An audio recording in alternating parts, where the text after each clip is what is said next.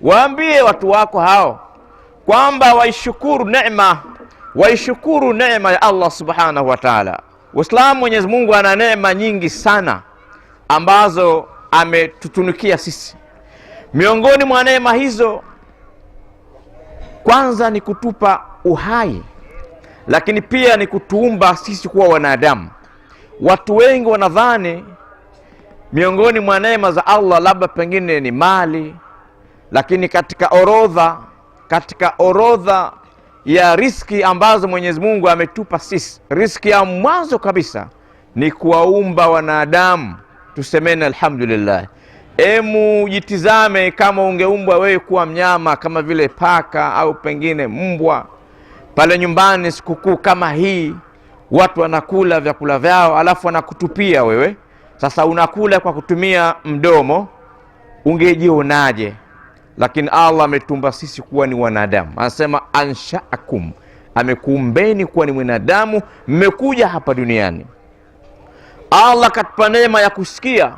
Mwenyezi Mungu atujalie tunasikia mambo mazuri, tunaisikia Qur'an, tunaisikia da'wa, tunaisikia kalimatu tauhid, kalima ya la ilaha illa Allah Muhammadur Rasulullah. Alikuwa kuna kipofu mmoja anasema, na mimi ningelikuwa nasikia nikaenda nikasali sala ya Idi kama leo watu wamekusanyika katika viwanja vya Idi kwa furaha, na mimi ningelikuwa nasikia hizi takbira, nami ningekwenda. Mmoja ambaye anasikia hajaenda kusali Idi akasikitika, akasema kumbe hii ni neema kubwa, mtu anatamani asikie apate kuhudhuria kuja kwenye viwanja kama hivi kwa ajili ya kulitukuza jina la Allah. Ikimaliza hii Ramadhani, Mungu anasema walitukabbirullaha, mlitukuze jina la Allah. Ndio hizi takbira kila mahala zinaletwa. Siku kama ya leo Waislamu, ni sunna kubwa sana kwenda kusali sala ya Idi katika viwanja. Inaitwa sunnatun muakkada, sunna iliyotiliwa mkazo, fadhila kubwa, mathawabu yasiyo na mfano wanayapata watu ambao wamemiminika kwenye viwanja. Maswahaba walikuwa wanahimiza wake zao, bali Mtume akahimiza maswahaba, watoto, wanawake, wanaume, wakubwa kwa wadogo, wanaambiwa ukhruju ilal musalliyat, nendeni muende katika viwanja kuihuisha sunna hii tukufu. Mji kama huu ulitakiwa pamejaa hapa, lakini inaonekana bado watu hawajafahamu sunna hii tukufu ya kuja kulitukuza jina la Allah ndani ya viwanja kama hivi. Mwanamke mmoja akamwambia Mtume, ya Rasulullah, kama mtu hana hijabu, Mtume anasema faltasta'ir, azime hijabu. Hata wanawake wenye hedhi wende kwa ajili wakasikiliza yale mawaidha. Hawataki kusali, lakini waje kusikiliza mawaidha ambayo yatapatikana katika viwanja. Kwa hiyo Waislamu, tuhimizane kwamba tunazikosa fadhila nyingi kusali sala ya Idi ndani ya msikiti. Fadhila kubwa zinapatikana tukisali kwenye viwanja. Ndio Bwana Mtume Muhammad alikuwa akifanya swala hilo, ili watu wadhihirishe furaha yao kwa umoja, wapeane mikono, watakiane kheri. Liswaimi farahatani, mfungaji na furaha mbili. Furaha ya kwanza akasema ni pale ambapo anafutari, fariha hina yaftar, anafurahi mfungaji anapofutari. Jambo la kwanza, kama umefunga, ikifika pale saa 12 jua likizama, unapofutari kwa kutumia tende au maji, basi nafsi yako inapata furaha, unasema funga ya kwanza hii nimeimaliza. Na kama kuna mama pale nyumbani labda alikuwa na dharura hajafunga, huwa hana furaha kwenye ile iftari. Hata kama mmekaa pamoja, unamuhisi hasa na huzuni, wenzangu hawa wameshapata fadhila, mimi ndio mmezikosa. Pamoja na kwamba ana dharura, lakini bado hana furaha. Lakini mwenye kufunga pale anapata furaha ya kuftari. Furaha ya pili ni furaha ya siku kama ya leo, inda alfitr, siku ya kufungua hasa, ambayo hii ndio inaitwa Eidul Fitr. Ni idi ya kufungua, na ni sunna kubwa. Kabla hujaja hapa kiwanjani, uwe huko nyumbani ushapata japo tende, japo maji, ndio unakuja hapa unaiondosha ile dhamira ya funga. Hii ni furaha kubwa leo Mwenyezi Mungu ametupatia. Furaha hii Waislamu inatakiwa iengwe, tufurahi na vile vitu vya halali. Yale mambo yote ambayo tulikuwa tumezuiliwa kuyatumia, basi leo ni halali. Leo mchana huu kula, kunywa, kufurahi na mke wako na watoto, zile starehe zote ambazo zilikuwa hatuzifanyi mchana wa Ramadhani sasa ni huru. Hapa pana hadhari kubwa sana ambayo tunapatiwa, kwani siku kama ya leo Iblis alaihi laana ana masikitiko makubwa sana, ana huzuni kubwa sana. Tunakumbuka Mwenyezi Mungu aliifungua milango ya pepo katika Ramadhani yote na aliifunga milango ya moto, tena milango yote 7 akaitia makomeo kabisa, akawapiga pingu mashetani akatupa katika bahari. Leo Waislamu hawa bwana wamefunguliwa, milango ya moto yote iko wazi. Huu ni mfungo mosi. Basi asubuhi kama hii, katika hadithi ambayo imepokelewa na Anas, anasema Mtume sallallahu alaihi wasallam, huyu Iblis lahu arshun, ana kiti cha enzi huko baharini, huko kiti kikubwa kabisa, anapiga kelele zinasikika mashariki, magharibi, kila upande wa dunia. Fayashtamiu ilaihi auladuh, basi wanakusanyika watoto wake. Ana watoto wengi. Allah kwenye Qur'ani anasema Bismillahirrahmanirrahim, wa idh qulna lilmalaikati isjudu li adama fasajadu illa iblisa kana minal jinn fafasaka an amri rabbih afatattakidhunahu wa dhurriyatahu awliyaa min duni wa hum lakum adu bi'sa lidh-dhalimina badala. Aya hii inapatikana katika suratul Kahf aya namba 50. Wakati Mwenyezi Mungu alipotoa amri malaika wasujudie Nabii Adam kwa sababu ya elimu, basi malaika wote walitekeleza amri hiyo, isipokuwa Iblis. Wa dhama hizo alikuwa analelewa na malaika, lakini Qur'ani kamtambulisha akasema kana minal jinni. Huyu background yake, historia yake, alikuwa ni sehemu ya majini. Hapa tu alikuwa analelewa huyu, kwa sababu wakati huo zama hizo majini walipoletwa akafanya maasi, wakapigwa na wakaangamizwa. Huyu alikuwa ni mtoto mdogo, malaika akamhurumia, wakamuomba Mwenyezi Mungu wakae naye wamlelee, lakini akaleta ujini wake, akashindwa kutekeleza amri ya Allah subhanahu wa ta'ala. Kumsujudia Nabii Adam, kumpa heshima, ni sijida ya heshima tu.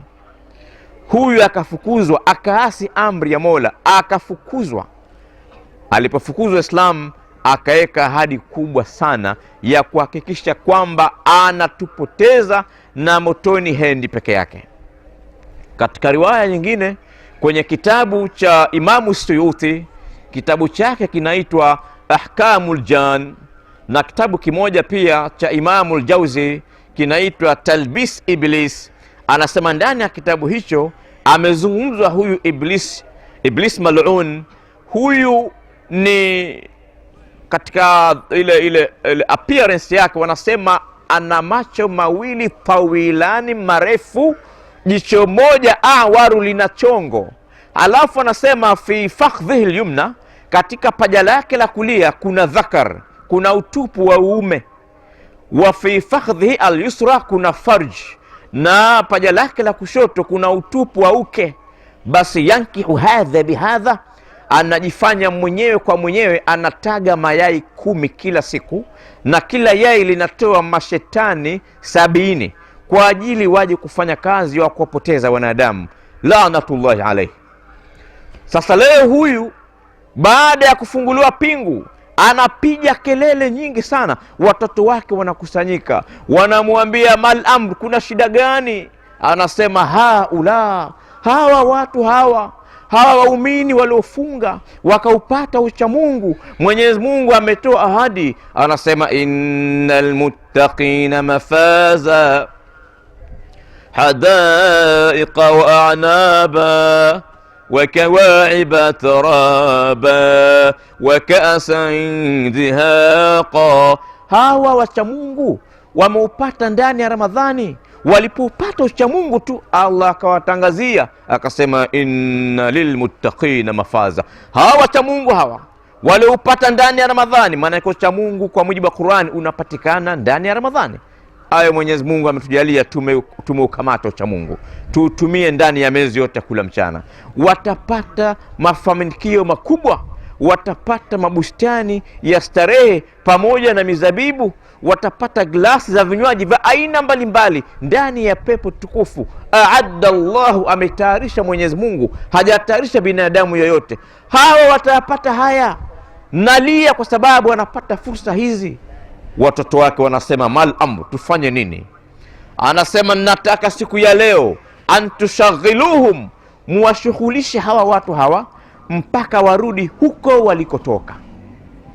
Basi Waislamu, Iblis katika watoto wake ana watoto wengi, ila kuna watoto 5 wakubwa, ambaye mmoja anaitwa Sibtun. Huyu Sibtun huyu kazi yake ni kuhakikisha kuwatia wasiwasi wanadamu kwenye qadari za Allah. Kama umepata msiba, useme jirani yangu huyo.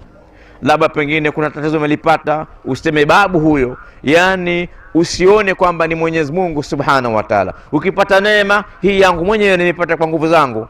Huyu mtoto anaitwa Sibtun. Leo anapita kila maeneo. Sehemu yoyote ambayo itakuwa na msiba siku ya leo, huyu mtoto Sibtun anakwenda kuhakikisha huyu mfungaji asiseme inna lillahi wa inna ilaihi rajiun. Anamtaka mfungaji, anamtia wasiwasi asingizie jamaa zake ndio wamemroga siku ya leo. Lakini mtoto wake mwingine anaitwa Basim, ambaye mtoto huyu kazi yake yuwaswisu linnasi litafriqi ziwaj, anawatia wasiwasi kuwatenganisha watu, hasa wanandoa waachane. Mtu kachelewa kazini, kachelewa kurudi labda kwenye sikukuu, basi wanatia vurugu mwanamke, leo watu talaka zitatoka. Ni huyu ameshafunguliwa hizi pingu. Lakini ana mwanaye mwingine anaitwa al-A'waru ar-Rajim, ambaye huyu fi babi zina, yupo katika masala ya uzinifu. Ndio leo atakisha kwamba watu waliofunga Ramadhani wanazini, wanamuasi Mwenyezi Mungu. Vijana wengi wameshafanya promise. Leo inafika mahala mtu akikwambia sikukuu yangu, basi anakusudia zina. Huyu ameshafunguliwa. Wanaifanya hii kazi, ikifika jioni wanarudi kwa mkuu wao Iblis, wapeleke report. Kila mmoja anasema mimi nimefanikiwa, fulani kamwacha mkewe. Iblis anasema ma fa'alta shay, wewe hujafanya kitu. Sayatazawaj akhar, ataoa mwingine. Huyo wanawake wako wengi siku hizi. Mmoja atamwambia fulani tayari wanagombana, hawafahamiani huko, washasingiziana mambo ya uchawi na uadui. Anasema sayujadu man yuslihuhum, atapatikana mtu wa kuwapatanisha. Bado hujafanya kazi, niondokee hapa. Mmoja atasema mimi leo nimefanikiwa, fulani qad zana bi fulani, yule aliyofunga hasa Ramadhani leo keshafanya uzinifu na mtu fulani, na mke wa fulani kazini na mume wa fulani. Akisema hivyo anamvisha taji, anaomba wewe ndio umefanya kazi nzuri. Kwa hivyo anapewa bahashishi ya kupewa taji, na wote wanatakiwa wampe heshima kubwa.